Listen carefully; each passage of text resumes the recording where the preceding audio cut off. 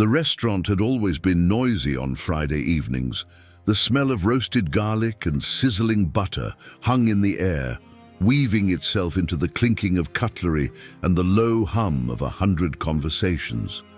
But tonight felt different. There was a current of electricity running through the room, though no one could explain why. It was as if the walls themselves knew something extraordinary was about to happen. Emma, the young waitress with tired eyes and a determination that life had carved into her bones, balanced a tray heavy with steaming plates. Her uniform was slightly worn. Her sneakers had seen better days, but her spirit, though bruised, was still burning. She worked doubles most weeks, often closing late at night and rushing home to care for her mother, who had been fragile ever since Emma's father had died years earlier. Every shift was a test of endurance, but she pushed through with the silent hope that one day her efforts would mean something. And then she saw him. At first, he seemed like any other patron, another wealthy man in a tailored suit, alone at a corner booth. But there was something about his presence that made the air heavier, more deliberate. He didn't fidget like the other businessmen. He didn't scroll through his phone or glance at the clock. He sat in absolute stillness, a man accustomed to having the world bend around him. Even without knowing his name, Emma knew this was no ordinary customer. Whispers confirmed it. "That's him," a busboy muttered. "The billionaire, the one who owns half the city's real estate." "More than that," another corrected. "He's got investments in tech, energy, even airlines. People say one decision from him can make or break a fortune overnight." Emma swallowed hard, clutching her tray. She approached his table carefully, placing a glass of water before him. And that's when it happened. The billionaire reached for the glass. The cuff of his crisp shirt shifted back, and Emma's world shattered. There, running diagonally across his wrist, was a scar. Not just any scar, the scar. Jagged, raw in memory, a mark she had memorized since childhood. Her father had carried the same scar, a remnant of the fire that nearly killed him when Emma was only 6. She remembered tracing it with her small fingers as he told the story, how he had pulled a stranger from the flames and paid the price with flesh and pain. It had been his mark of courage, his proof of sacrifice. And now, it was on this man's hand. Emma froze, tray trembling. Her lips moved before she could stop them, a whisper that carried farther than she intended. "That's my father's scar." The billionaire's eyes snapped to hers. The hum of the restaurant died instantly. Forks hovered mid-air, conversations stilled, even the music playing overhead seemed to falter. The weight of the moment pressed down on every soul in the room. "Excuse me?" His voice was calm, dangerously calm. It wasn't the voice of a man used to being questioned. It was the voice of someone who commanded answers. Emma's throat went dry. Her pulse thundered. "My father. He had the same scar. Exactly the same. How is that possible?" The billionaire's gaze hardened, but beneath the steel there was something else, something unsettled. He quickly tugged his sleeve down, hiding the mark as though it were a secret never meant to see the light. The room, silent as it was, seemed to lean in. Strangers sensed that something monumental was unfolding. Eyes darted between the trembling waitress and the man who owned empires. The billionaire leaned forward slightly, lowering his voice, but the authority in it made Emma's knees weaken. "You shouldn't know about this," he said. The words cut through her like ice. She shouldn't know. What did that mean? Why would he carry the same scar as her father? Was it a coincidence, or was it the thread that connected her ordinary, struggling life to a world she never imagined she belonged to? Fear told her to walk away, to apologize and pretend she had never spoken. But something stronger anchored her to the spot: curiosity.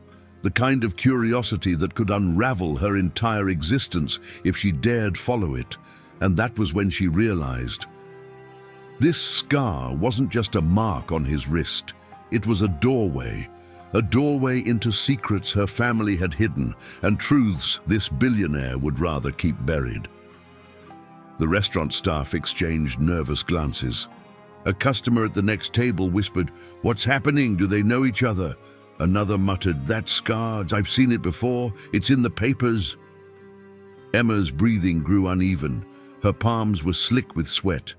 She felt like a child again, staring at her father's hand by the dim porch light, listening to him say, "Scars tell stories, Emma, but not all stories should be told."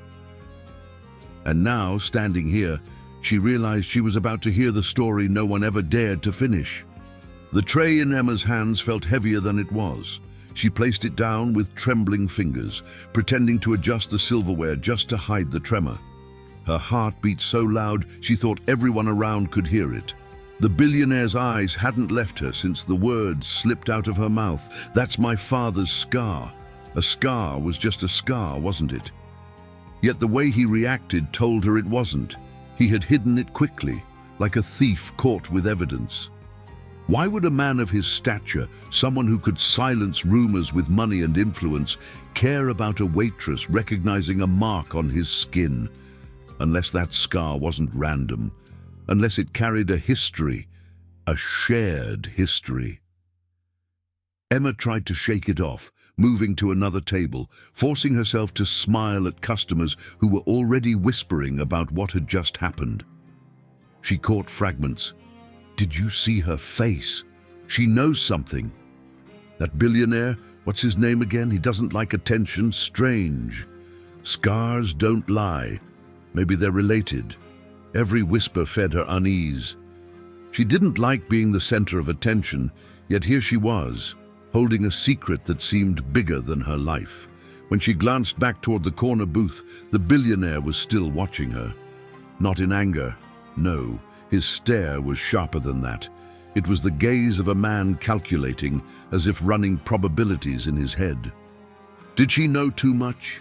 Could she be silenced? Or was she the missing piece of a puzzle he had locked away long ago?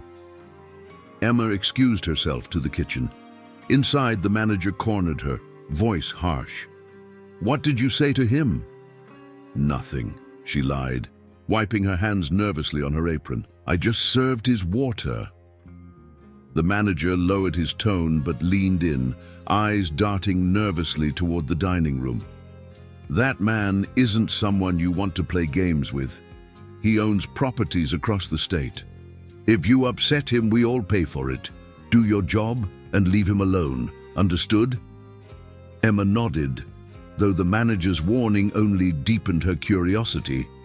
If he was truly that powerful, why hide a scar? And why did it feel so personal? Hours dragged. Every order she carried felt like walking through fog. Each time she passed his table, she felt his presence like static against her skin. Finally, as the night slowed and the last of the diners trickled out, Emma approached with the bill. Her voice shook slightly. "Here you are, sir. Would you like anything else?" He looked at her, then slid the bill aside without even glancing at it. His hand moved slowly, deliberately, revealing the edge of that scar again. Emma's breath caught. She couldn't tear her eyes away. "After your shift," he said quietly, his tone more command than request. "The alley, 10 o'clock, alone." Emma's stomach dropped. Her instincts screamed at her to run, to never meet him, to forget she'd ever seen that scar. But curiosity wrapped around her like chains. She tried to push back. "Why? Why me?" The billionaire's lips curved into the faintest, coldest smile. "Because you asked a question you were never supposed to ask, and because you may know something you shouldn't." Her blood turned to ice. He slid a black card onto the table, tipping her with more money than she made in a week. It wasn't generosity, it was a signal, a warning, a reminder of the power he wielded. Emma picked up the empty tray, hands trembling, and walked away. Her mind screamed with possibilities. What did he mean by something she shouldn't know? How could her father and this man be connected through the same scar? Was this about family, betrayal, or something darker? She couldn't focus. Even her co-workers noticed. "Emma, you okay?" one whispered as they clocked out. She forced a smile. "Yeah, just tired." But inside, she was already counting the minutes to 10 o'clock. When the restaurant finally emptied and the neon sign buzzed weakly against the drizzle outside, Emma slipped out the back door. She pulled her thin jacket tight against the chill, glancing toward the dark alley where shadows stretched like claws.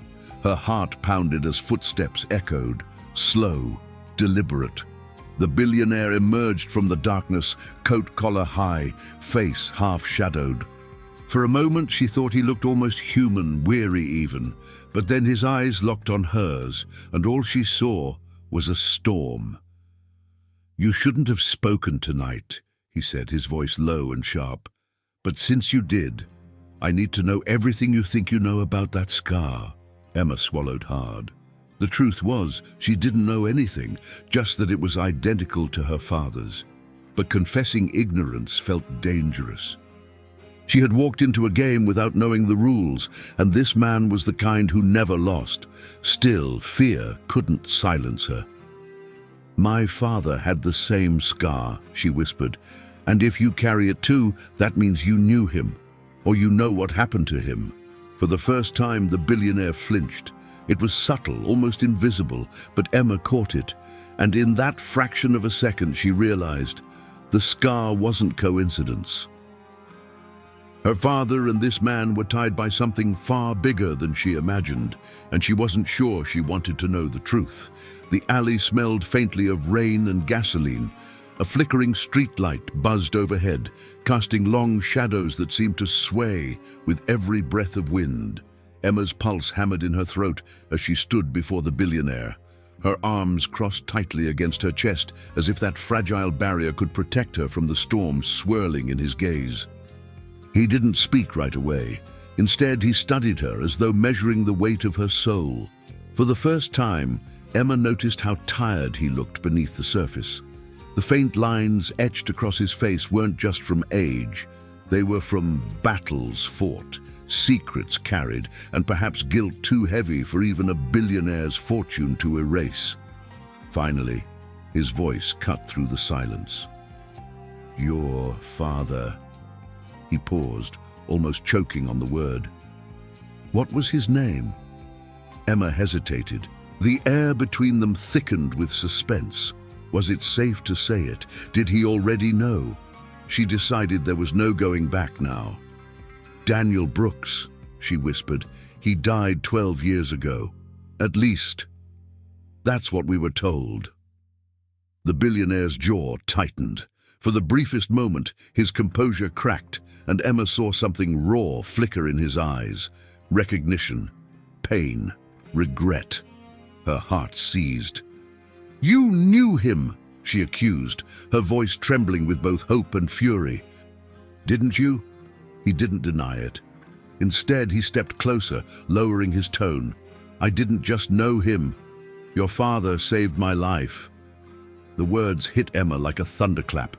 She stumbled back, pressing against the cold brick wall for balance. Saved his life? What did that mean? And how did it connect to the scar that haunted them both? Her voice shook. "Then why? Why have you never come forward? Why haven't you said anything all these years? My mother cried herself to sleep for over a decade, wondering why he never came home." The billionaire's eyes darkened. "Because some debts are too dangerous to repay in the open.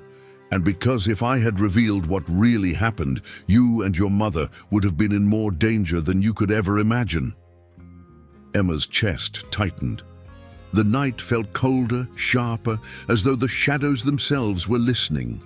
The idea that her father's death, or disappearance, was tied to danger beyond her understanding made her knees weak. But something inside her burned. She had waited too long for answers, to let fear silence her now. "Tell me everything," she demanded. Her voice cracked but carried an edge of defiance. "If you knew my father, If he saved you, then you owe me the truth." The billionaire's lips pressed into a thin line. For the first time since she'd met him, he looked vulnerable. His hand drifted subconsciously to the scar, fingers brushing the raised skin as if it still burned. "That night," he said quietly, "there was a fire, a deal gone wrong. Men I trusted betrayed me, and they meant to end my life. Your father was in the wrong place at the wrong time, or perhaps the right place, depending on how you see it. He pulled me from the flames, but not before this." He raised his wrist, showing her the scar once more. Emma's breath caught. The image of her father's scar, how he used to joke it was a badge of honor, flashed through her mind. The story he told her was always vague, half-truths wrapped in silence. But now, the puzzle pieces were shifting. "After that night," the billionaire continued, "I owed him more than I could ever repay. But he made me promise one thing, to protect you and your mother if anything ever happened to him." Emma's throat constricted. Protect us? From what? From who? The billionaire's gaze flicked to the shadows at the end of the alley, as though unseen enemies still lurked there even now. His voice dropped to a near whisper. "From the men who killed him." Emma's knees gave out, and she collapsed against the wall, tears burning her eyes. For years, she had lived with the lie of her father's accidental death. But now, a darker truth clawed its way into the light. Her father hadn't just died, he had been murdered. The billionaire stepped closer, his presence both protective and suffocating. "There are things you don't understand, Emma. Your father wasn't just a man. He carried secrets, secrets that cost him his life. And now, by speaking my name and recognizing this scar, you've painted a target on yourself too." The air thickened. The streetlight buzzed once more before going dark, plunging them into near blackness. Emma's pulse roared in her ears. She didn't know whether to run, scream, or beg for answers. But one thing was clear, the scar wasn't just a connection, it was a curse, a thread binding her to a world of danger she had never asked to enter. And there was no turning back now. The streetlight flickered back to life with a stutter, and the brief darkness snapped Emma's senses awake. Her breath steamed in the cool air as she stared at the billionaire's wrist, at the old wound that had somehow threaded her past to his. Murder. The word crawled under her skin like ice. "Who?" she whispered. "Who killed my father?" He didn't answer right away. The alley stretched long behind him, a quiet corridor of brick and shadow. Somewhere a delivery truck coughed to life and rolled away, and the rain turned from mist to a fine, relentless drizzle. He watched the far end of the alley the way a war veteran watches a door, measuring exits, angles, risks. Then he stepped closer, lowering his voice. "Names are dangerous," he said. "And you're not ready for them yet." Anger flashed through Emma's chest. "I'm the one who's lived with the lie," she shot back, her voice shaking.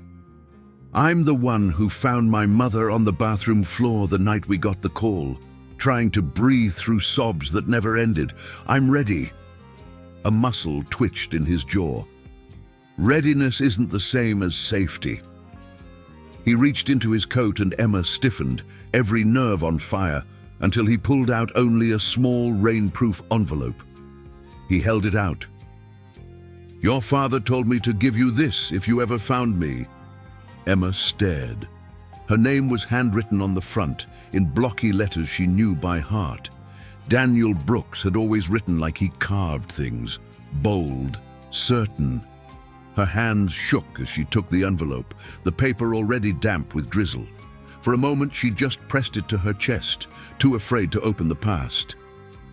"Why didn't you give this to me sooner?" she asked, eyes burning. "Because he left a condition," the billionaire said. He believed that the safest place for the truth was buried until you saw the scar. He said if you recognized it, you were already stepping into the story whether I opened a door or not. He paused. And because the men who did this keep score. Emma slid a finger under the flap. Inside lay a brass key with a number stamped into it, 117, and a folded note, the paper brittle with age. She unfolded it carefully. The note read in her father's uneven scrawl, "If you're holding this, it means you're braver than I wanted you to be. Go to the North Locker on River Street, Unit 117. Don't go alone. And if you see the name Orion anywhere, walk away. I'm sorry. I love you. Dad." Emma's throat closed. She swallowed hard, reading the lines again, as if repetition could turn the words into something less terrifying. River Street, Storage, Unit 117, Orion. Walk away. She looked up. What is Orion? The billionaire's eyes hardened, and for the first time she saw not just power but fear haloing the edges of his composure. A holding company, he said, though the word sounded like a deadbolt sliding into place. A shelf for shadows. Men who buy and sell fronts. It isn't a constellation in this city. It's a weather system. Emma understood none of it, and all of it at once. A storm with a name. A force polite enough to shake your hand before it drowned you. We shouldn't be here, he added abruptly, glancing toward the street. The longer we stand still, the easier it is to be found. Do you have somewhere safe to go tonight? My apartment, she said, with my mother. He shook his head. Not there. Before she could protest, a distant click cut the rain, a camera shutter maybe, or the snap of a lighter. The billionaire's hand moved fast, catching Emma's elbow. Inside, he said, steering her back toward the restaurant's rear door. They slipped through the service entrance into the warm, clattering scent of leftover garlic and lemon peel. The dining room was dark now, chairs upturned on tables, only the glow of the exit signs and the blue wash of streetlights sliding across the floor. What are you doing? She whispered. Keeping you moving, he replied. Motion buys time. He scanned the room. Where does the camera system record? Emma blinked. The manager's office, but show me. She hesitated only a second. If he was lying, she'd already lost the game. If he was telling the truth, time mattered more than permission. She led him down a short hall to a cramped office stacked with invoices and an aging computer humming on a metal desk. The monitor showed a grid of black and white feeds. Kitchen, bar, alley, back entry. In the tiny square labeled alley, a shadow flitted past the far wall, here and gone. Someone's out there, Emma whispered. The billionaire leaned in, studying the angle. They'll circle once more and then vanish, he said flatly. They'll want you to feel watched, not cornered. It keeps you guessing. It keeps you from sleeping. By morning, you'll distrust the shape of your own hands. Who are they? She hated the tremor in her voice. People who tidy messes, he said. And your father left one they couldn't bleach clean. He turned to her, tone shifting, businesslike and absolute. Listen to me. Tomorrow morning, 9 o'clock, you meet me at the North Locker facility on River Street, Unit 1 to 17. We open it together. Until then, you don't go home. You don't call your mother from your phone. You don't use your cards, cash only, and you keep moving. Emma bristled. You don't get to order my life. I don't want your life, he said, voice iron and quiet. I want you alive. The words landed with a weight she couldn't absorb. Alive. As if survival had graduated from background noise to urgent curriculum. Emma closed her eyes briefly, then nodded once. Where do I go? He pulled a sleek pen from his coat and scribbled an address on the back of a receipt. This hotel. Register under a different name. I'll cover the room. He slid a small black phone across the desk. Cheap, unbranded, already powered on. Use this. One number is saved. Mine. Don't save your mother's number. Don't text anyone else." He waited as if expecting her to rebel. "Can you do that?" Emma thought of her mother, frail, hopeful, still keeping an extra place at the table on the anniversary of her father's death. "I have to tell her something," she said, voice frayed. "Call from the lobby phone," he answered. "Tell her you're covering a double shift and staying with a friend. Keep it gentle. Don't mention me. Don't mention the key. Don't mention Orion." Orion. The word felt like a thorn snagging everything it touched. On the screen, the alley camera showed only rain now, falling steady and impartial. Emma folded the note back around the brass key and tucked both into her apron pocket, as if closeness could grant protection. "Tomorrow," she said. 9. His gaze softened by a fraction. "Tomorrow," he echoed. She reached for the office light, then paused. "If my father saved your life," she asked, "what did he ask from you in return, besides protecting us?" The billionaire held her eyes, the distance between them suddenly crowded with ghosts. "He asked me for silence," he said, "and one more thing." "What?" "To forgive him for the things he couldn't tell you." The room seemed to exhale, the air colder now that the question had been asked and couldn't be unasked. Emma flipped the light, and the office fell into a dim, humming calm.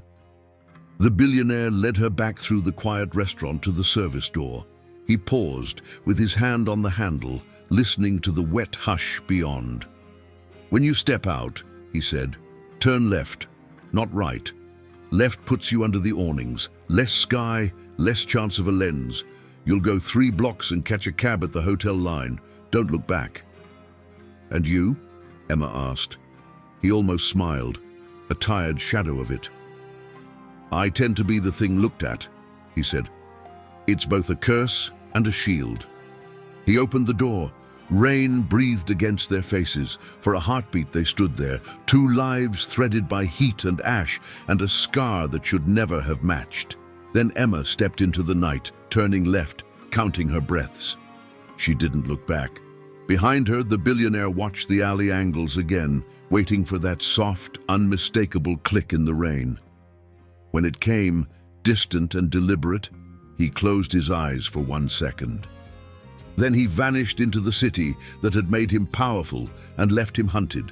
In Emma's pocket, the brass key pressed against her palm like a pulse. North Locker, River Street, Unit 117, and one warning, burning brighter than the streetlights. "If you see the name Orion anywhere, walk away." The rain had settled into a steady rhythm, as if the city itself wanted to muffle their words, erase their footsteps. Emma's sneakers slapped against the pavement as she followed the instructions he'd given. Left under the awnings, 3 blocks, no looking back. But every shadow felt alive. Every reflection in the rain-slick glass whispered, "You are being watched." By the time she reached the hotel lobby, her nerves were a raw wire. The chandelier above glowed in soft amber, the hum of late-night guests wrapping her in a false safety. She walked straight to the reception desk, the billionaire's instructions still echoing in her ears. Register under a different name. Her fingers hesitated over the pen before writing, Emily Carter, a name she'd once used as a child in silly games with her father. He had told her, "If you ever need to disappear, Emma, invent a name that feels real in your mouth." The clerk didn't blink, didn't question. Within minutes, she had a key card to a quiet room on the 7th floor. When the elevator doors slid shut, Emma leaned her forehead against the cool mirror, her reflection a stranger staring back. She wanted to cry, she wanted to scream, but above all, she wanted to open the envelope again and force meaning from her father's note. Unit 117, Orion. Walk away. Her room smelled faintly of disinfectant and fresh linen. She locked the door, pulled the curtains tight, and collapsed onto the bed. For a long moment she just lay there, chest rising and falling in uneven breaths, the brass key clutched in her hand like a talisman. Sleep would not come, not with questions gnawing holes in her sanity. Why had the billionaire waited all these years? What was Orion? And how much of her father's life had been a lie? Her phone buzzed. Not her phone. The burner device he'd given her. One saved number. One lifeline. The screen flashed. Unknown. Emma's stomach dropped. She answered with trembling fingers. "Don't open the curtains." The billionaire's voice came through, urgent but controlled. "Not yet." Her breath hitched. She hadn't moved, but somehow he knew her thoughts. "Are they watching me?" A pause. Then, "They're always watching. But they're testing, not striking. If they wanted you gone, you wouldn't be holding that phone right now. Remember that." Fear tangled with anger. "You keep saying they. Who exactly are they? Orion? Did Orion kill my father?" The line crackled. His silence was its own answer. Emma sat up, pacing the carpet, whispering like her words could escape the surveillance she couldn't see. "If my father died protecting you, then you owe me more than silence. You owe me names. You owe me the truth." Finally his voice returned, heavy with reluctant confession. "Orion is not a name, it's a network. A board of faceless men who move money like pawns and erase people like chalk. Your father, he wasn't just a bystander, Emma. He was working for them, until he wasn't." Her legs weakened. She gripped the edge of the desk for balance. "No, my father was a teacher, a family man. He fixed cars on weekends, he read me stories. He lied to protect you," the billionaire cut in. "And that scar he carried was the price of choosing loyalty to you over loyalty to Orion. That's why they killed him. Because he broke the contract." Emma's mind spun. The memories of her father, warm and steady, clashed with this new picture of a man tangled in shadows. Which version was true? Could both exist? The billionaire's voice softened for the first time. "Tomorrow, Unit 117 will give you answers, but it will also give you choices. Once you open that door, there's no walking back into the ordinary. You need to decide now. Are you ready for that?" Emma pressed the brass key against her chest, her pulse pounding. Ready? She wasn't sure, but she knew one thing. Ignorance had cost her too much already. "I'll be there," she whispered. 9 o'clock. The line went dead. The silence that followed was heavier than any noise. Emma curled onto the bed, tears sliding silently across her cheeks. Not just for her father, but for the childhood he had built on secrets. Outside, the rain kept falling, relentless and indifferent, as if the city itself was washing away the old story to make room for the truth she would face at River Street. Morning came too fast. Emma hadn't really slept.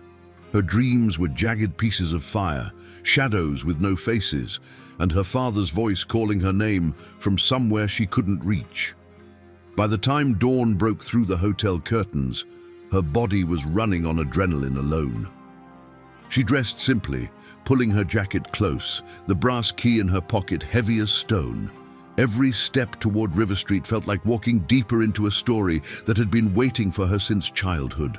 The storage facility loomed grey and anonymous, a long row of metal units lined up like silent soldiers. The sign above the gate read, "North Locker," in faded paint. It looked harmless, ordinary even. But Emma knew better now. Ordinary places hid extraordinary secrets. The billionaire was already there. He stood by the gate, coat collar raised against the chill, speaking quietly to the guard who barely made eye contact before waving him through. His presence was enough to bend rules. Money and power could open doors without keys. When his eyes found Emma for the briefest moment, something softened. Relief, maybe, or recognition. "You came," he said simply. "I said I would," she replied, forcing her voice steady. He nodded once, then gestured for her to follow. They walked in silence down the narrow rows, the ground slick with last night's rain. The air smelled faintly of oil and rust. Emma's heart pounded with every step closer to Unit 117. Finally, they stopped.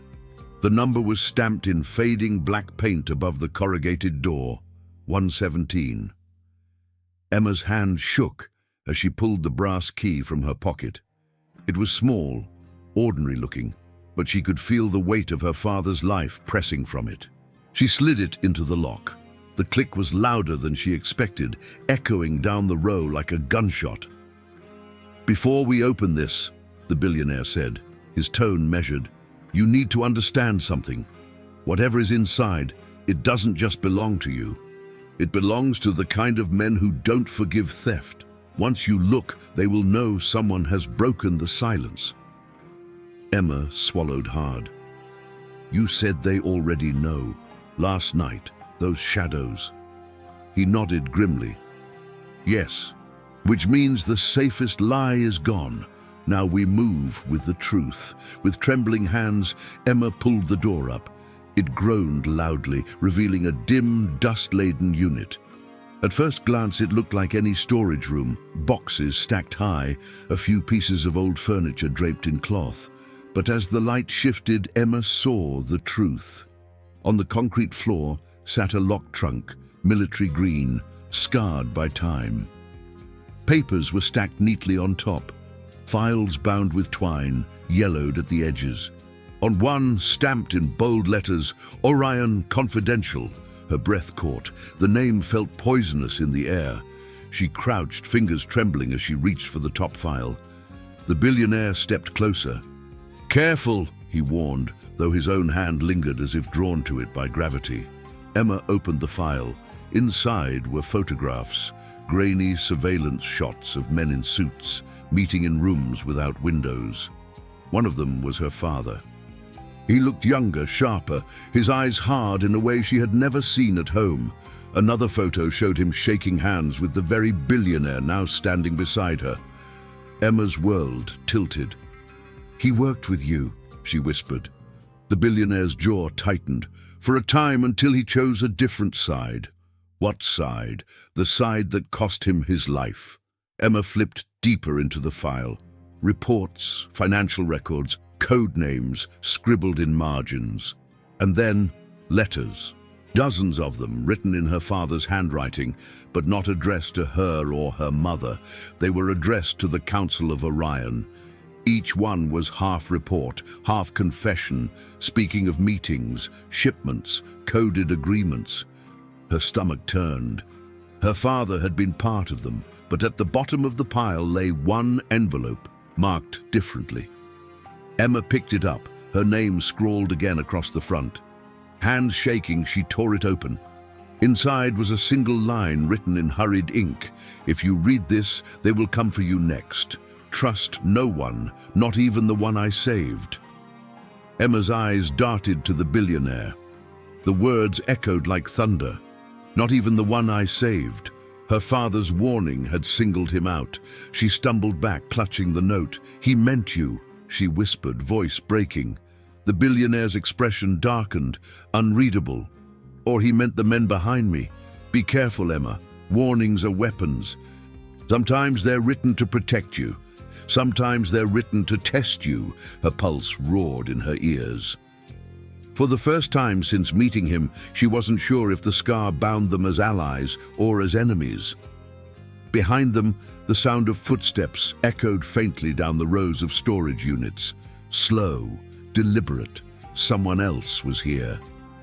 The billionaire turned his head sharply, eyes narrowing. "We're not alone."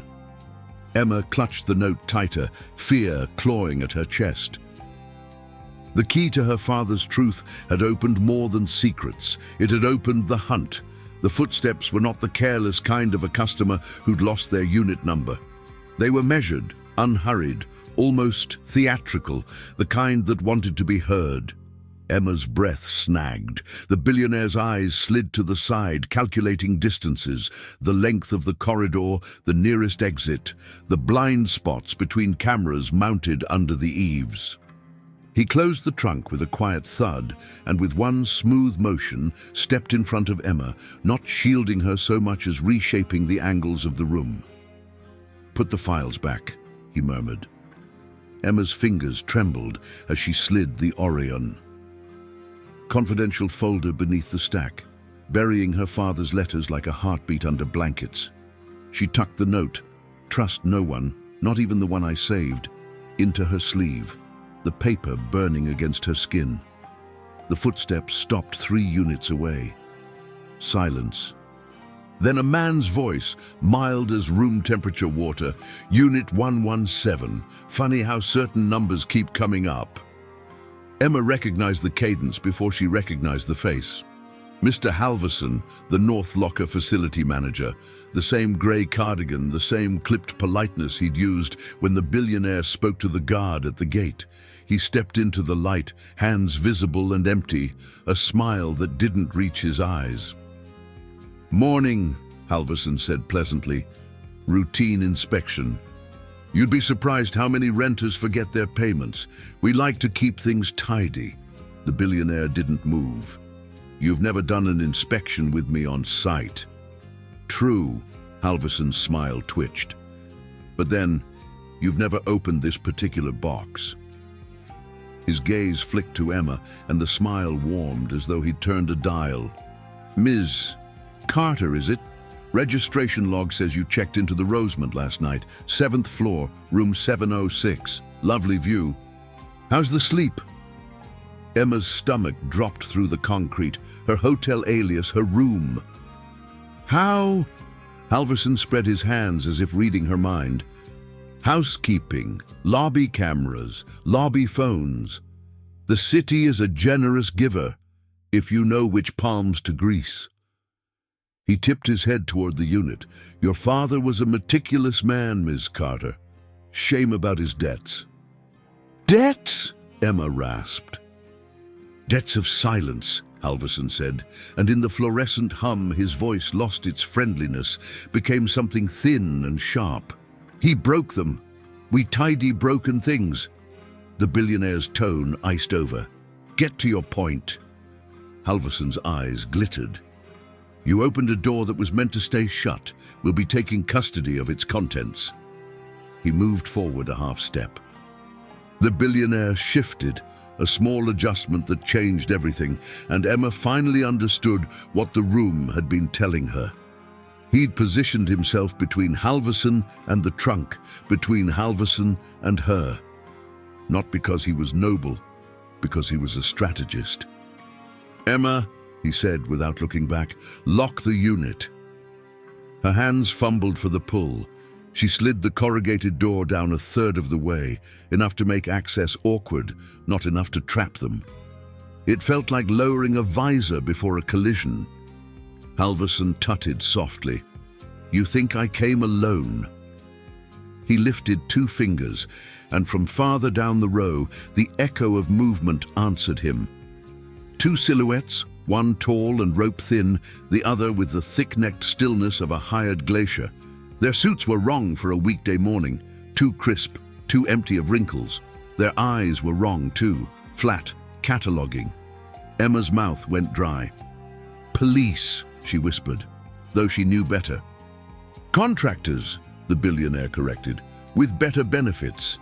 Halverson sighed as if bored by the ceremony. "Let's be efficient. Ms. Carter, I'll take the key and the envelope addressed to you. Mr. He let the sentence dangle, smiling. "You will step aside. I'd prefer not to escalate. Orion prefers quiet endings." Emma's rage flared hotter than fear. "You killed my father," she said, and shockingly, her voice didn't crack. "You come into his box, into my life, and you expect me to hand you the truth he died to protect." Halverson studied her like a teacher almost impressed by a student who'd learned the wrong lesson. "Your father didn't die to protect truth," he said softly. "He died because he believed truth had weight. He forgot that money travels light." Enough, the billionaire said, and the word landed like a gavel. He stepped forward, shaving a sliver of space off Halverson's comfort. You don't touch the girl. Oh, I'm not here to touch anyone, Halverson replied, amusement back in his voice. I'm here for paper. Paper is obedient. He glanced at the unit door. And for time. Time is obedient too, until it stops. The tall contractor lifted his jacket hem just high enough for a mat shape to glint. Not a threat, exactly. A syllabus. Emma's mind raced. Think. Move. She scanned the unit. Boxes, trunk, a rolled canvas strapped to the back wall, a crate labeled Tools. Tools. She swallowed. May I take my father's personal items? The framed photo that's probably in there. She gestured vaguely to the boxes. You can have your paper. I just want my family. Halverson's head tilted. The billionaire's shoulders tightened almost imperceptibly, as if to say careful, but he didn't turn to stop her. Halverson considered, calculating the optics of cruelty. Then he nodded. One sentimental item. Pick wisely, and do it fast. Emma slid the door up another foot and slipped inside, pulse thrumming. She crouched at the crate labeled Tools and pried it open. Inside, a jumble of wrenches, an old soldering iron, a coil of thin wire, a roll of gaffer tape, and, God bless her father's practical paranoia, a compact magnetized motion sensor with a low battery sticker. She didn't reach for it. Not yet. She grabbed a framed photo from a nearby box, her parents on a pier, sunlight flaring across water, and held it up, hands shaking for real now. Tears came easily. They weren't all faked. Halverson watched, placid. One photo, he said. Now the file. Emma lowered the photo, her thumb sliding over the cheap cardboard backing. She felt the seam, the gap her father would have left, the habit of hiding thin things behind memories.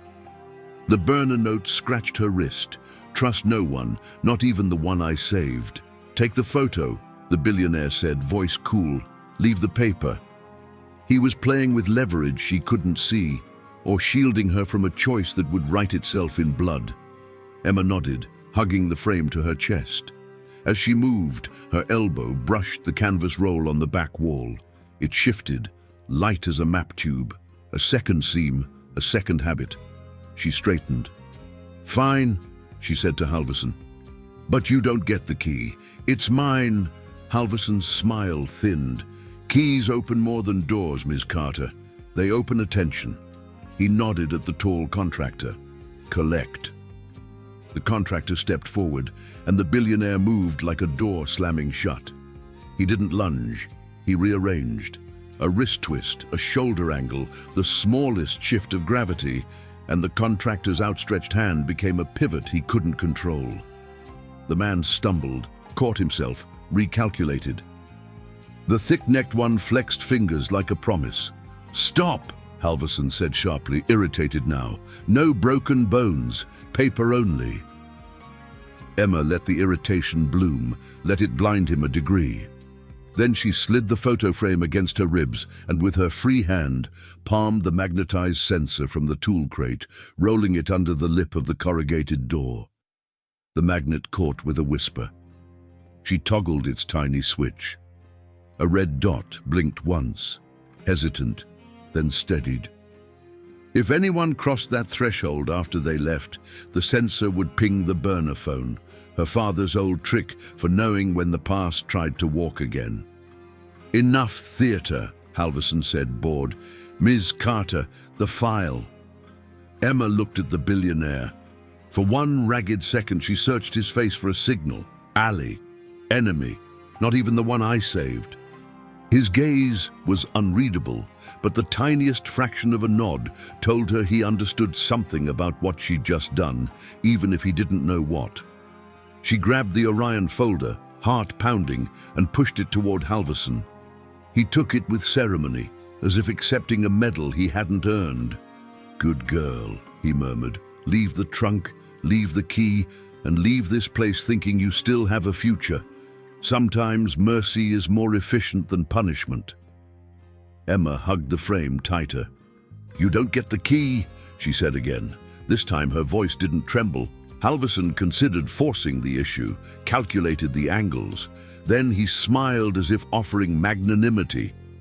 "Keep your trinket," he said. "Keys are only useful when a lock remains." He turned, passing the folder to the thick-necked contractor. The men began to retreat the way they'd come, deliberate, unhurried, as if leaving was an extension of power. At the corner, Halvorson glanced back. "One last thing, Ms. Carter. If you see the name Orion again, don't walk away. Run." They vanished down the corridor. Emma exhaled for the first time in minutes. The billionaire didn't. He stared after them, as if listening to the echo of a choice they hadn't realized they'd made. "You gave them the decoy," he said finally. Emma blinked. "What?" He glanced at the photo frame, the canvas tube, the seam in the backing she'd felt.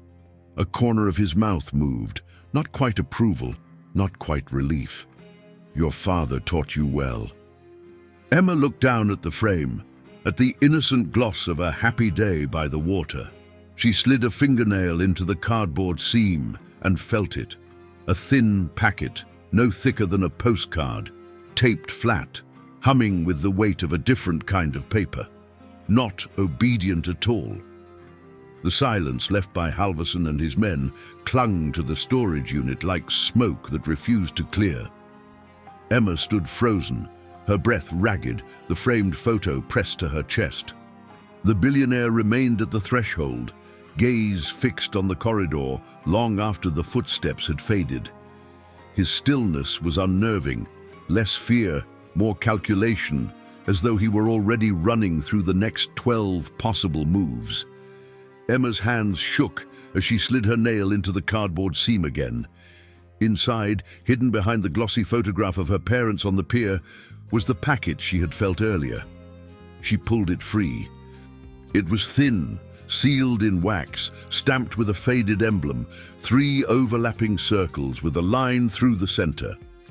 She turned it in her hands. "What is this?" The billionaire's expression tightened. "Not here." He glanced at the alley of storage units again, then at the flickering security light. "We need a quieter place." Emma frowned. "You mean safer?" He didn't argue. They pulled the corrugated door down, locking the past inside with its dust and echoes. Emma followed him down the row, her sneakers squeaking softly against wet concrete. Every step away from Unit 117 felt like stepping deeper into a labyrinth where every exit was guarded by shadows. At the end of the row, the billionaire finally spoke. "What you pulled out, it's a sigil. A seal Orion used years ago before they polished themselves into something respectable. They don't stamp paper anymore. Too risky, too traceable."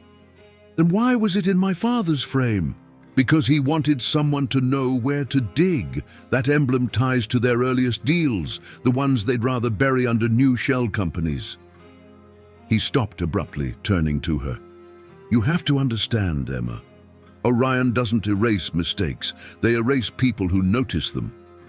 Her throat constricted. "Like my father." His eyes softened briefly. "Yes." Emma clutched the packet tighter, its wax seal digging into her palm. "Then why give me this? Why would he leave a trail if he knew they'd come after me?" The billionaire's gaze sharpened again. "Because maybe he trusted you to finish what he couldn't. Or maybe..." He hesitated, his words weighted with something unspoken. "Maybe he wanted you to know who betrayed him." The thought sliced through her. Betrayed him. "Your father wasn't killed by strangers," he said quietly. "He was killed by someone who sat at his table." Emma's heart slammed against her ribs. The world tilted, memories of family dinners flashing through her mind. Her father laughing, her mother smiling weakly, neighbors, friends, co-workers dropping by with casseroles during the weeks after the funeral. Who could he have meant? Before she could ask, the billionaire's phone buzzed, a secure device sleek and silent. He answered with a curt word, listening for several long moments before cutting the call. His face darkened. "They're moving faster than I thought," he said. "We can't stay in the city." Emma shook her head. "What do you mean? My mother's here. I can't just—" "You can," he interrupted firmly. "Because if Halverson knows your alias, your hotel, even your floor number, then your mother's address is nothing to them. They'll already be watching her." Emma's blood ran cold. She reached instinctively for her phone, but he caught her wrist. "No calls. Not yet. We'll find another way to reach her. Right now, every line is a microphone." Tears blurred her vision. "She's all I have left." The billionaire's tone softened, though it was still iron beneath. "Then keeping her alive is the only fight that matters. And to do that, we need to know who inside Orion put the blade in your father's back." Emma stared at him, her pulse racing. In her sleeve, the warning burned against her skin. "Trust no one, not even the one I saved." Was this man really her ally, or the betrayer her father had feared? The wax-sealed packet throbbed in her hand like a living thing. Questions swarmed her mind, but one rose above the noise. If she opened it now, would it reveal the truth, or destroy the last illusion she had of her father's life? Behind them, a car door slammed somewhere beyond the facility fence. Voices carried faintly. The city was waking or hunting. The billionaire turned toward the sound, jaw clenched. "Decision time, Emma. Do we open it here and risk exposure, or do we run and carry secrets heavier than we can hold?" Her fingers dug into the packet. Every nerve screamed with the weight of choice, and in that moment, she understood. Some truths weren't waiting to be discovered. They were waiting to consume. Emma stared at the packet, the wax seal catching the dim light like a blood-red eye. Her father's handwriting, the emblem of Orion, the weight of betrayal, all of it pressed against her chest until she thought her ribs might splinter. She looked at the billionaire. His face was calm, but too calm. Like a chess player waiting to see if the opponent would take the poisoned pawn. Her father's warning echoed louder than the rain. "Trust no one, not even the one I saved." Emma's throat tightened. She wanted to believe him, wanted to lean into the strange protection he offered. But what if the letter proved he was the betrayer? What if this man, the one who carried the scar, was the reason her father died? Her fingers trembled. She slid a nail under the wax and snapped it. The sound was sharp, final. The billionaire's jaw flexed, but he said nothing. Inside was a folded page, brittle at the edges. She unfolded it slowly. Her father's scrawl filled the sheet, rushed but deliberate. "M, if you've opened this, it means the scar has found you. Listen carefully. The man you trust will either save you or sell you. Both are true. There is no safety, only choices. Inside Orion, one of my allies broke rank, someone I believed in. If the name Halverson crosses your path, know this, he was their knife. But behind him, there is another. Someone closer, someone who sat at our table. I can't write their name. If I do, they'll find you faster. Trust patterns, not promises. Trust what people do, not what they say." Emma's breath stuttered. Halverson, the storage manager, the man who had just smiled at her while taking her father's files. Her father had known, had predicted this. But the line that haunted her most was the one about someone closer, someone who sat at our table. She thought of her mother, of the neighbors who brought casseroles, of her father's old business partner, Mr. Collins, who still called every Christmas. Even of the billionaire standing beside her, because hadn't he sat at her father's table too in those photos? Emma lowered the paper, her pulse pounding. He mentioned Halverson by name, said he was the knife. The billionaire's eyes narrowed.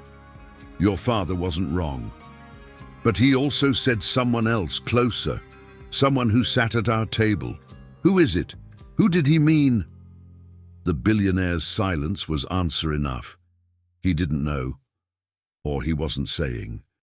Before Emma could press further, the sound of engines growled closer outside the gate. Not just one, several. Headlights flared against the metal units, shadows cutting across the row. Emma's fear spiked. They're here.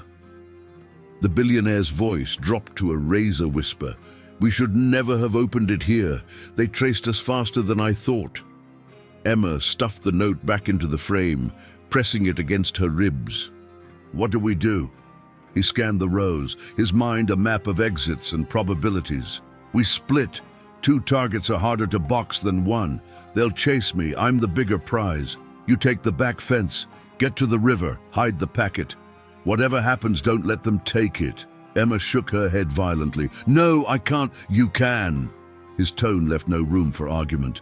Your father trusted you because you're not me. They'll expect me to fight. They won't expect you to survive. The roar of doors slamming echoed down the row. Voices barked in clipped orders, boots on wet concrete. The hunt had begun. The billionaire grabbed her shoulder, eyes burning. Emma, listen. If you see the name ORION again, don't just walk away. Burn it. Because once you know the truth, it will never stop chasing you.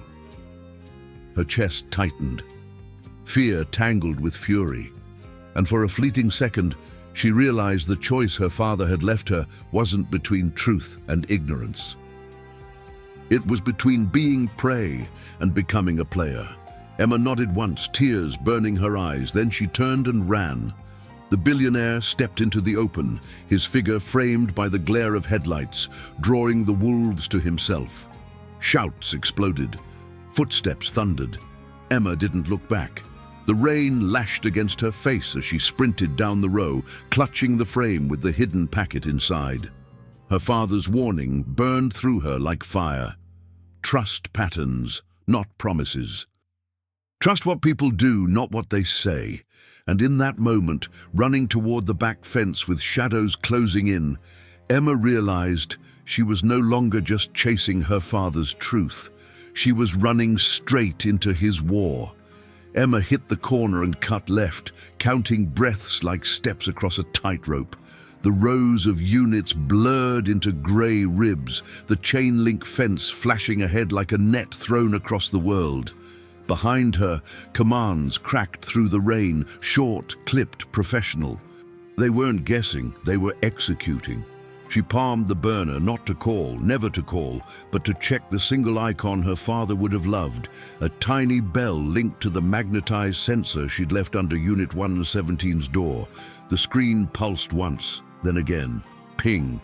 A third time, longer, like a held note. Someone had lifted the corrugated door. Good, she whispered to no one. Let them take the decoy. Let paper be obedient. The fence loomed higher than she'd hoped, barbed coils glinting at the top. A maintenance ladder was bolted to a concrete pad near the drainage ditch. 3 rungs, then nothing. Someone had removed the rest years ago, betting on compliance. Emma wasn't here to comply. She shoved the photo frame into her jacket, the packet flat against her ribs, then jammed the toe of her sneaker into the chain links and climbed. Metal bit her palms. Halfway up, a shout snapped from behind her. Fence! West corner! And a spotlight swung, bleaching the world into black and white. She tucked her chin, kept moving. The top strand snagged her sleeve. She wrenched free, fabric tearing, skin screaming. She swung a leg over, barbs kissing her calf. Fire, wet warmth, then dropped. She landed badly, one ankle stuttering, pins of pain shooting up her shin. She let it be pain, not panic. Trust patterns, not promises. Pattern, men with radios move faster than men with doubts. Promise, we don't want to hurt you. She limped into the ditch, the water cold and slick with oily rainbow. The city hummed on the other side, River Street thinning toward the actual river, the skeletal hush of warehouses ahead. Her phone buzzed again, another ping, the sensor. Then a new alert flashed from an app the billionaire had preloaded, Camera Sweep. A low-res thumbnail of Unit 117's row populated the screen. Shadows. A rectangle of brighter dark where the door gaped. A figure bent over the trunk. Not Halverson, too broad, the thick-necked contractor. He dug like a hired glacier. Emma swallowed bile. If they didn't find what they wanted in the trunk, they would widen the circle. The hotel, her building, her mother. She killed the screen glow and kept low along the ditch until a break in the fence offered an exit into a weedy lot. A rusted billboard leaned over it, advertising a luxury condo development that had never broken ground. Beyond that, the river moved, black muscle under a slate sky. She crouched behind a toppled concrete pipe and pulled out the frame. Her fingers found the seam again, the packet inside humming like a second pulse. She looked around at the ruin, the weeds, the trash, the anonymous skeletons of old industry, and understood why her father had chosen a frame. Homes burn. Storage units get inspected, but pictures follow people. Pictures cross borders. Pictures look like love. "Okay, Dad," she whispered. "Hide and move." She slid the packet out and stared at the wax seal. 3 overlapping circles, a line through the center, a wound that had never scabbed. She needed a cache, not permanent, elastic, somewhere she could dump and lift under pressure. A corrugated storm drain opened at the river's edge, its mouth clogged by a knot of driftwood and plastic. Emma clawed at it, fingers numb, until the tangle gave way enough for a small cavity to open behind.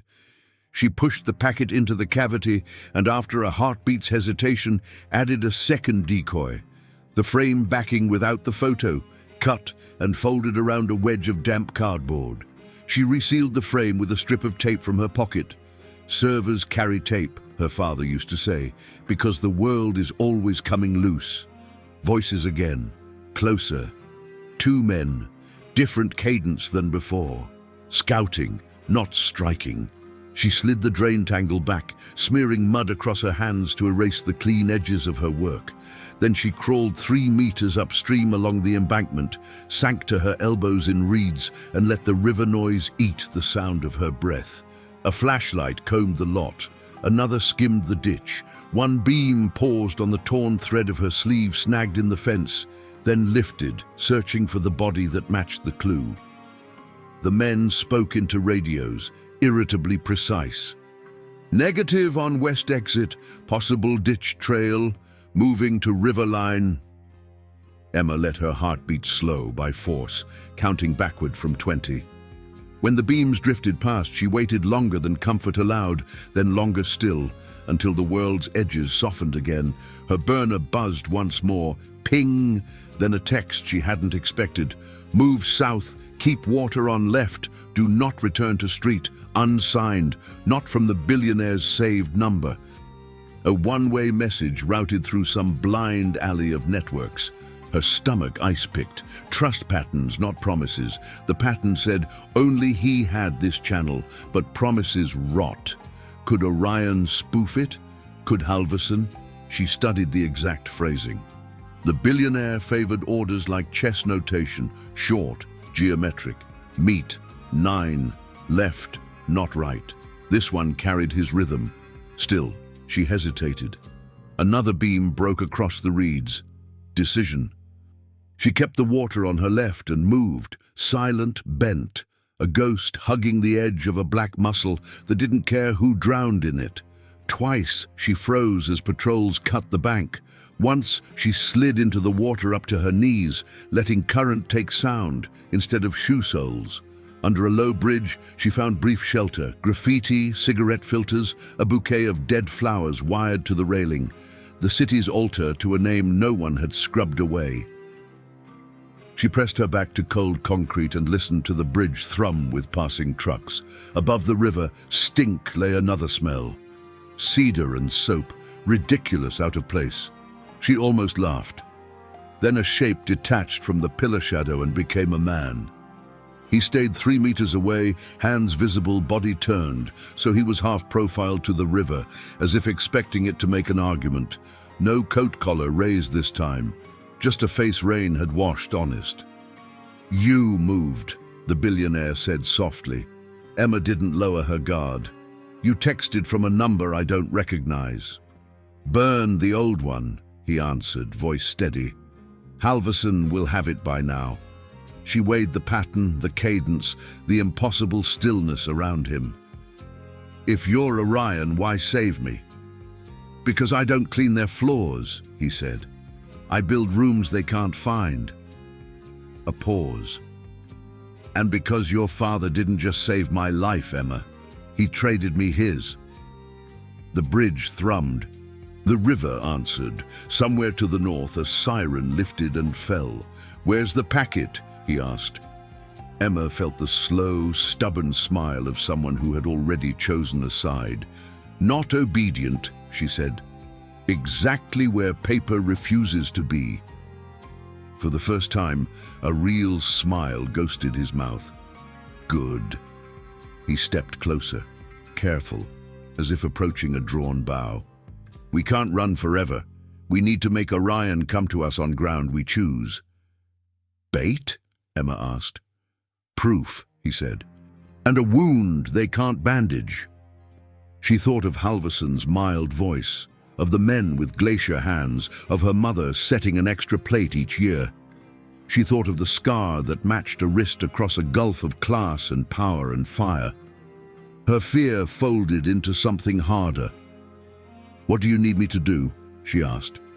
He didn't ask for the packet again. He looked at her like a ledger line he could finally read. "First," he said, "we get your mother safe. Then we cut the head we can reach."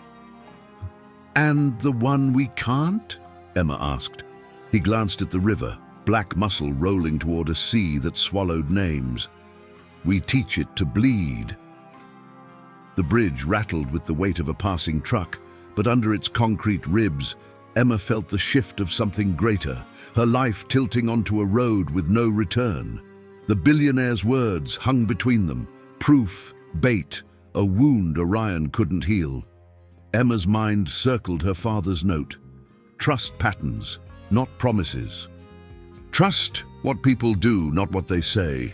The man standing before her had risked his body to draw fire at Northlocker, yet her father's handwriting had also warned, "Not even the one I saved." The tension of contradiction pulled at her chest until she could hardly breathe. "I don't know if I should trust you," she admitted, her voice raw. The billionaire didn't flinch. "Good," he said softly. "Doubt keeps you alive." The honesty startled her. She expected persuasion, reassurance, a polished line. Instead, he offered truth shaped like a blade, uncomfortable but impossible to ignore. And in that moment, Emma realized the pattern. Orion men demanded blind obedience. Her father had taught her suspicion. This man, whoever he was willing to live with her doubt. "Then what's next?" she asked, her voice steadier now. "Next," he said, "we draw them out. Orion thrives in shadows. We force them into light." "And my mother?" He looked away briefly, toward the river that swallowed secrets. "We'll get her first.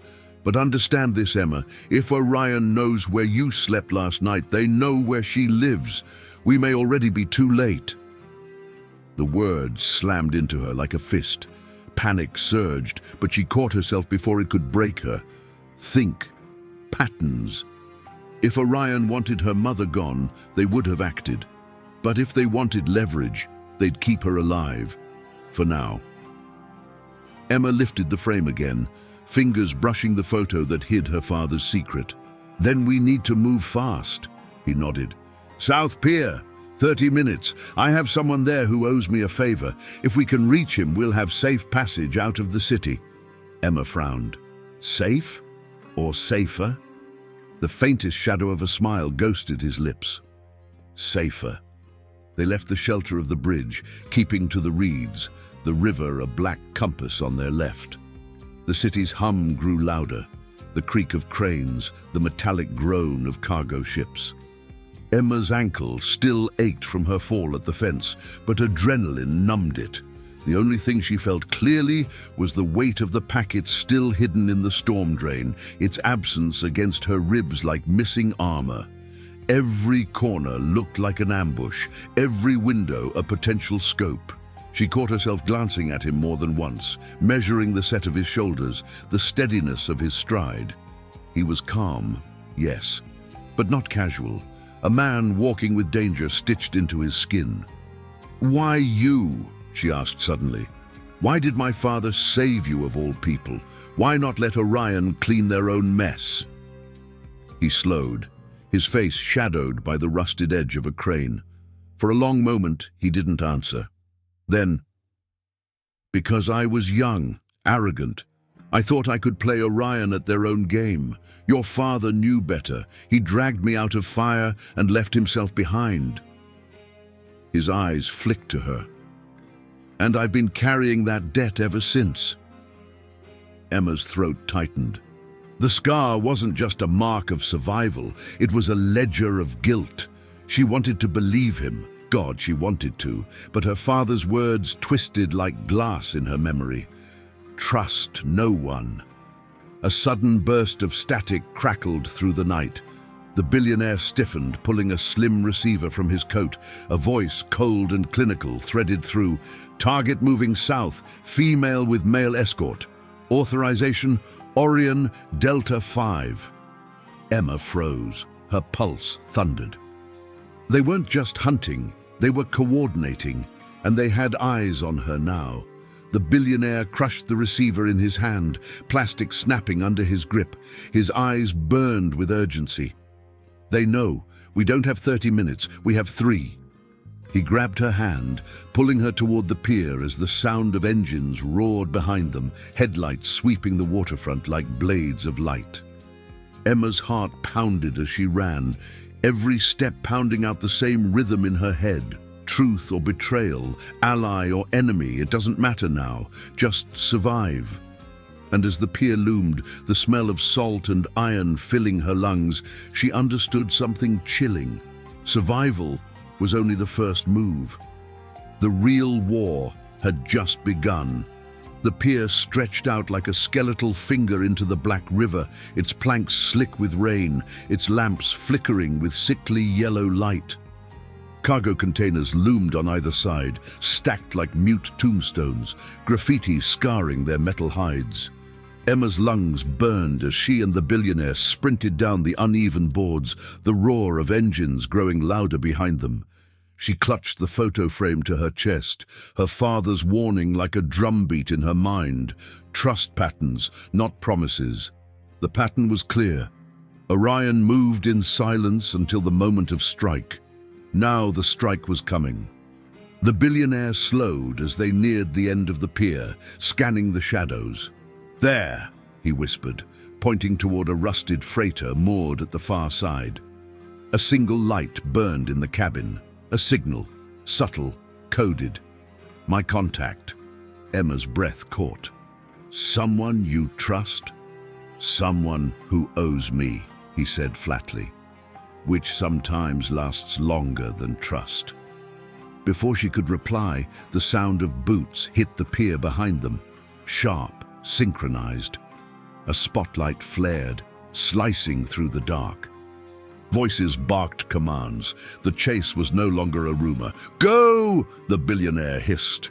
He pulled Emma behind a stack of containers just as bullets ripped through the night, sparks spitting from metal. The river amplified the sound, every shot echoing like thunder. Emma pressed against the cold steel, her heart slamming against her ribs. Fear threatened to swallow her whole, but beneath it pulsed something fiercer, anger. Anger at Orion, at Halverson, at the years stolen from her and her mother. The billionaire crouched beside her, face grim. "They won't risk a firefight too close to the ship. Too many witnesses. We just have to reach it." "How?" Emma whispered, her voice trembling. He pulled something from his coat, a slim smoke canister, matte black. "Cover. We move fast." Before Emma could second guess, he yanked the pin. Thick smoke burst into the air, rolling across the pier like a living fog. Shouts erupted behind them as Orion's men cursed, their vision cut to ribbons. "Run!" he barked. Emma plunged into the smoke, the billionaire at her side. The world became sound and sensation. Wood slick underfoot, gunfire muffled by haze, the smell of chemical smoke stinging her lungs. She stumbled, nearly fell, but his grip on her arm yanked her forward. They burst free near the freighter, its rusted hull towering above them.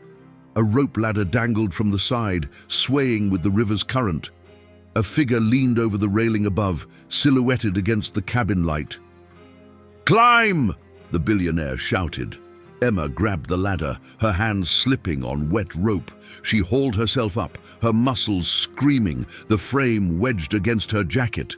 Bullets hit the water below, splashing cold spray against her face. She climbed faster, heart hammering, until rough hands seized her wrists and pulled her onto the deck. The contact, a grizzled man with a sailor's build and eyes too sharp to trust, hauled her to her feet. The billionaire landed behind her a second later, pulling himself over with the grace of someone who had done this before. "Get us out!" he snapped at the sailor. The man hesitated, eyes flicking from Emma to the billionaire. "You brought her?" he asked, voice low and incredulous. Emma froze. "You know me?" The man's gaze lingered on her face. "I knew your father."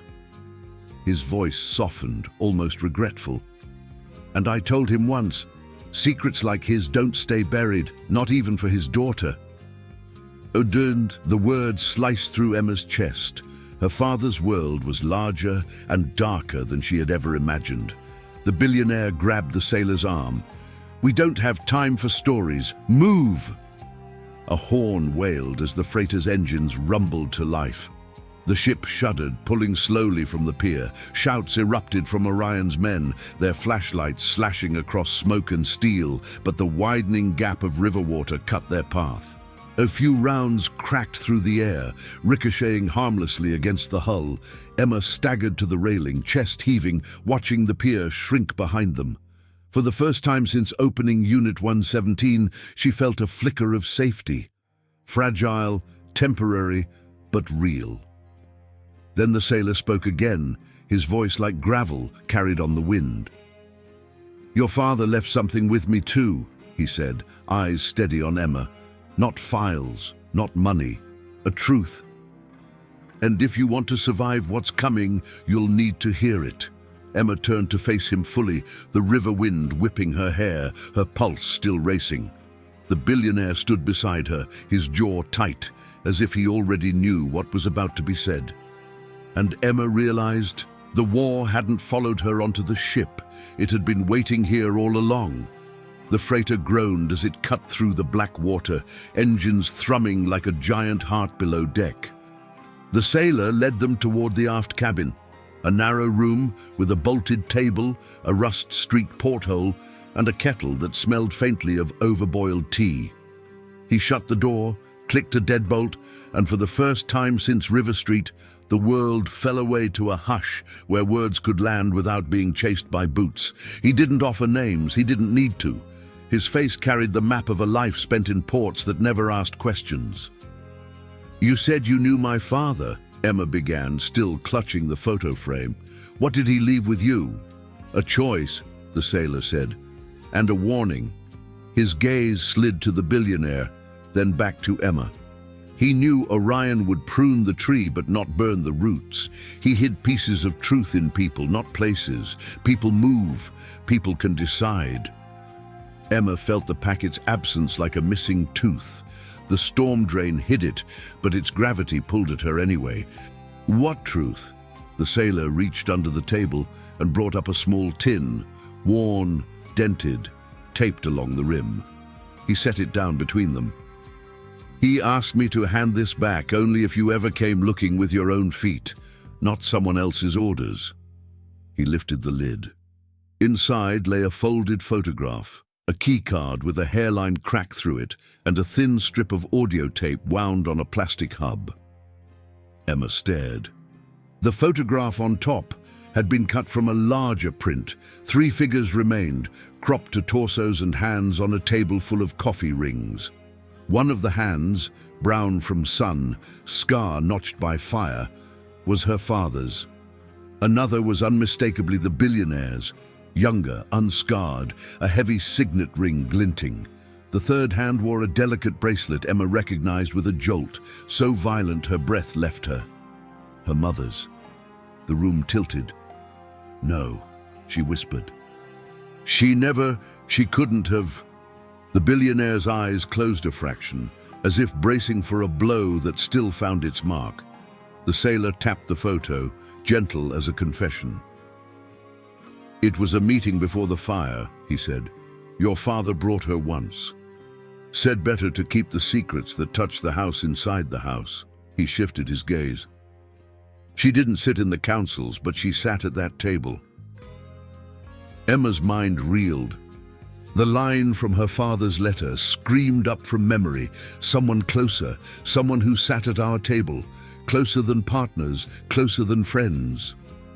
She saw her mother's thin smile at dinner, the way her hands shook packing boxes after the funeral, the extra plate she set each year like a ritual of hope or guilt. "You're saying she knew," Emma managed, "about Orion, about him." She nodded at the billionaire, anger flaring, confused and bladed. "About all of it?" The sailor shook his head. "No. She knew enough to keep quiet, enough to know silence was safety. Your father hid the worst from her. He tried to build a fence out of love." The billionaire finally spoke, voice low.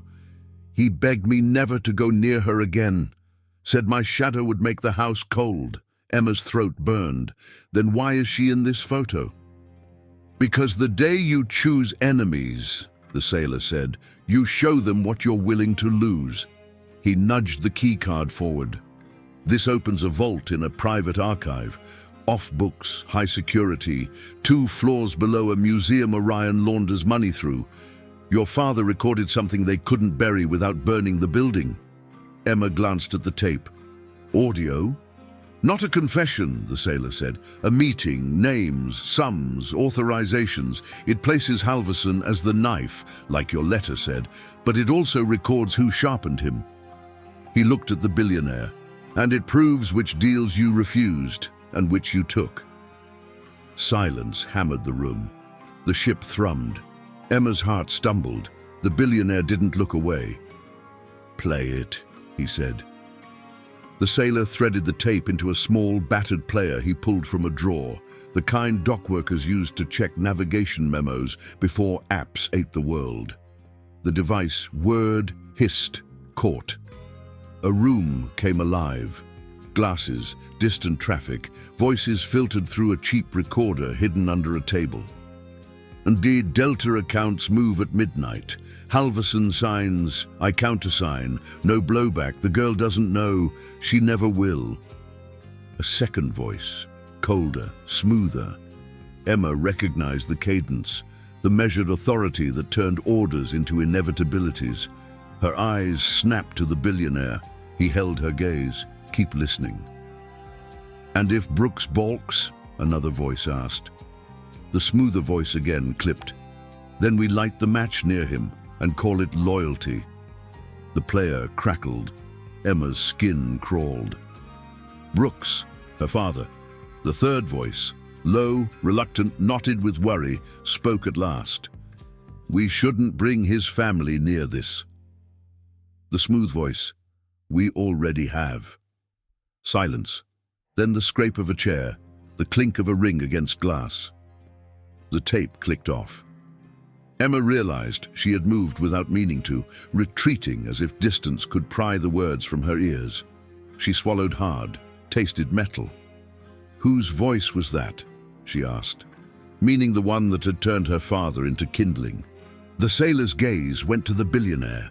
The billionaire gave a single tight nod, permission or sentence. "Mr. Collins," the sailor said, "your father's business partner, the one who calls every Christmas."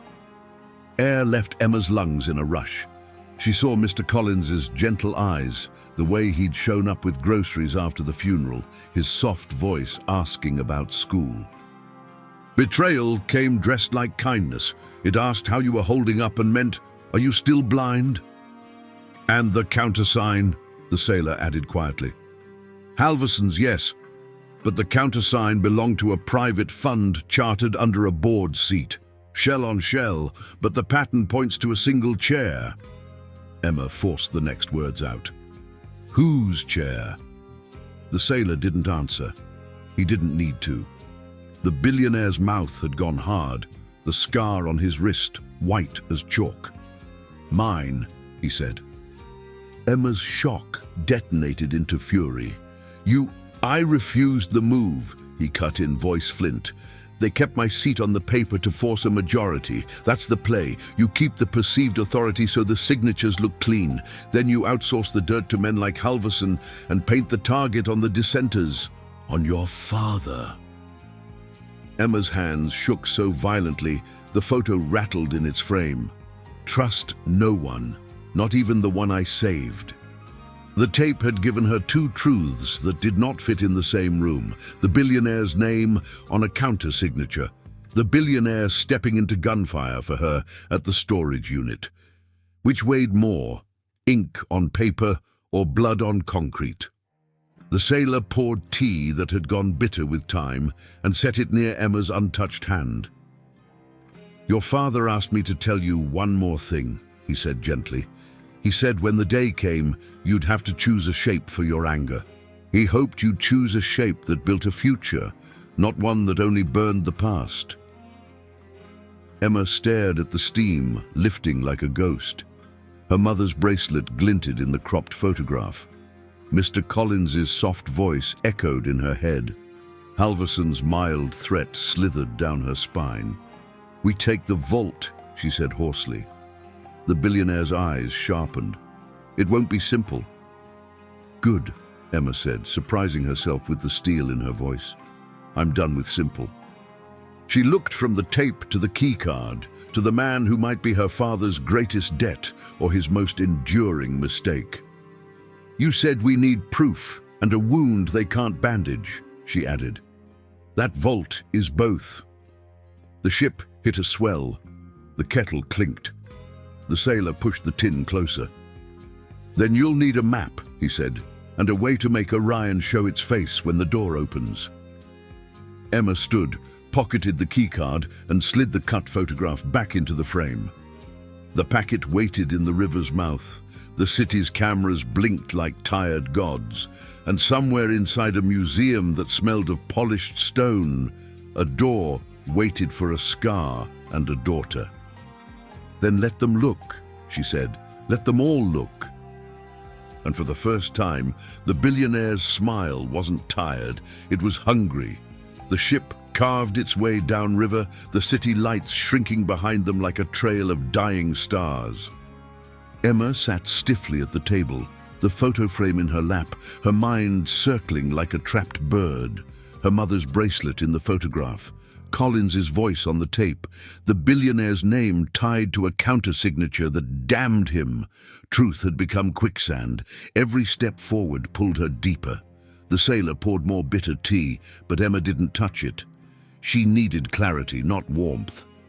Her father's words still pressed into her bones. Trust patterns, not promises. She turned to the billionaire. "You're on that tape. Even if you didn't sign, your name was used. Why would they keep you in the frame unless you were valuable?" His eyes held hers, unblinking. "Because I was valuable. To them, to your father, to myself. Every seat at that table was both shield and weapon. They thought they could wield mine. They were wrong." Emma's fists clenched. And my mother, why was she there? The silence that followed was heavier than any gunshot. The sailor's face softened with pity, but the billionaire spoke first. Sometimes Orion didn't recruit. Sometimes they tested. A dinner, a meeting, a staged encounter. They watched who stayed silent. They judged who could be used. Emma's chest ached. "So she was bait?" "Not bait," the sailor corrected gently.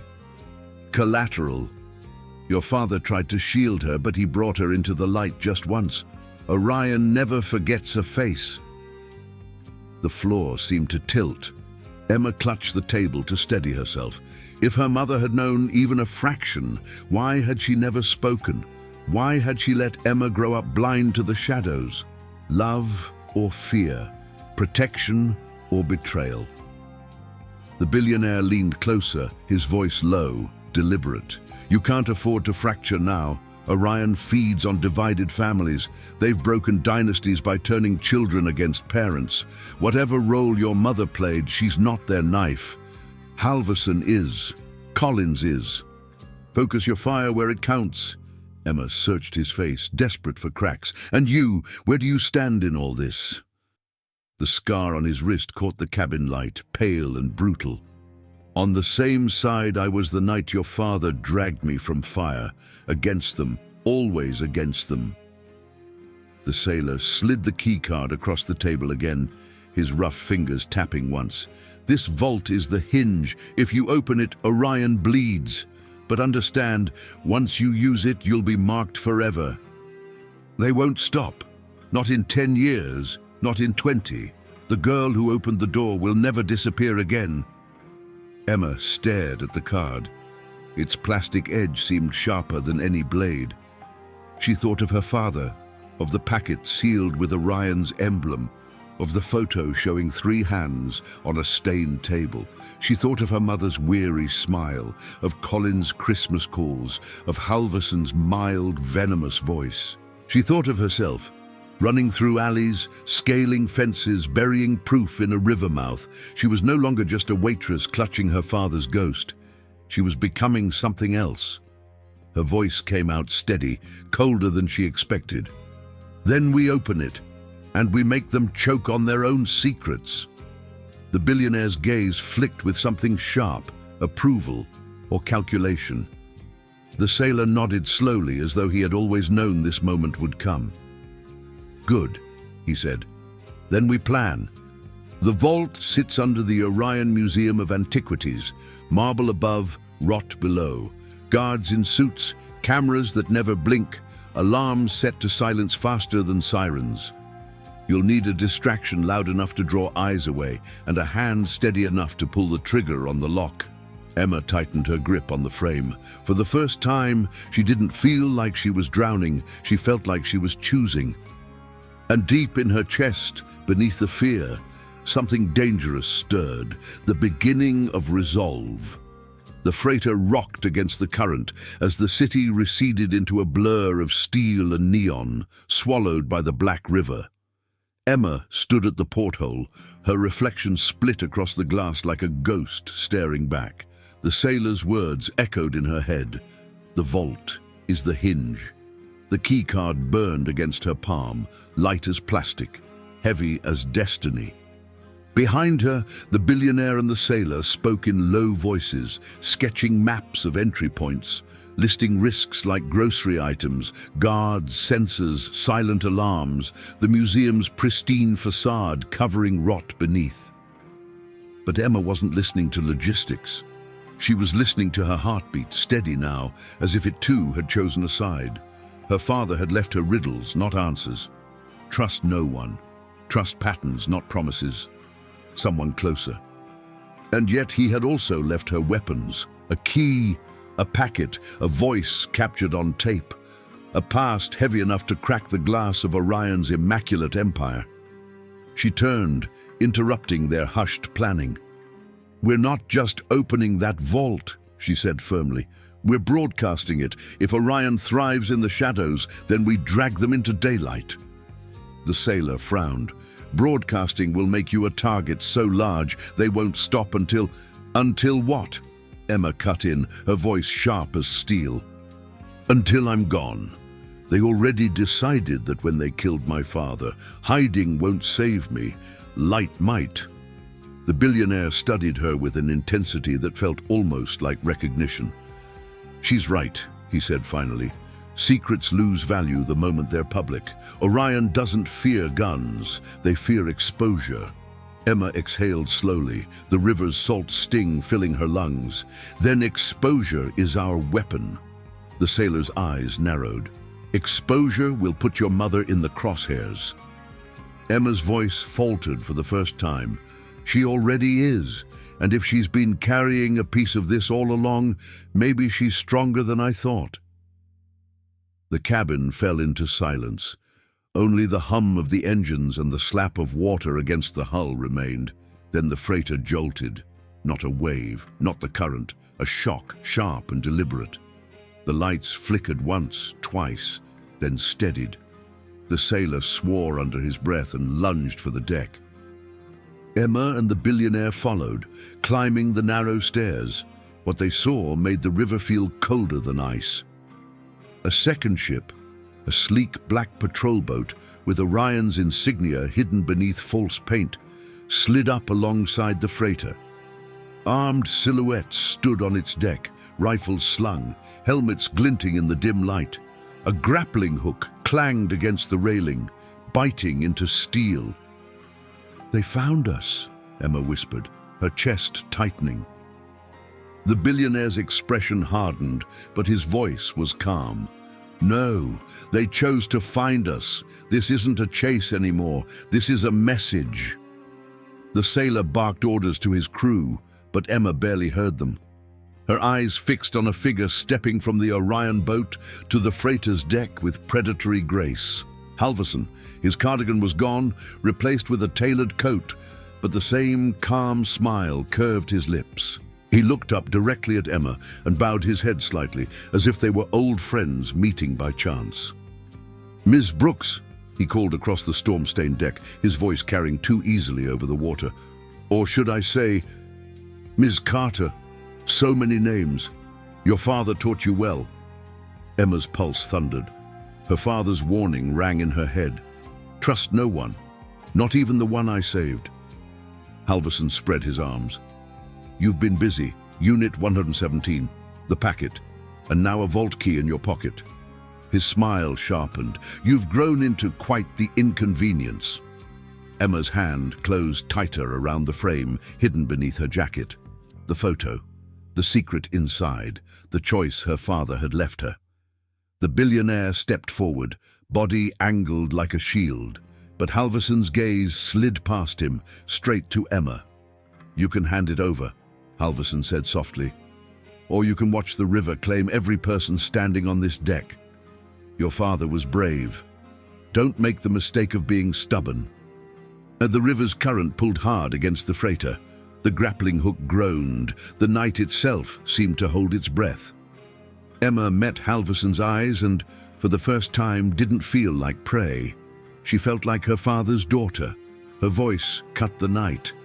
"You want the truth? Then come and take it." The wind whipped her hair, the deck trembling with the weight of collision. Halvorsen's smile froze into something colder, sharper, and Emma knew the war wasn't coming. It had already arrived.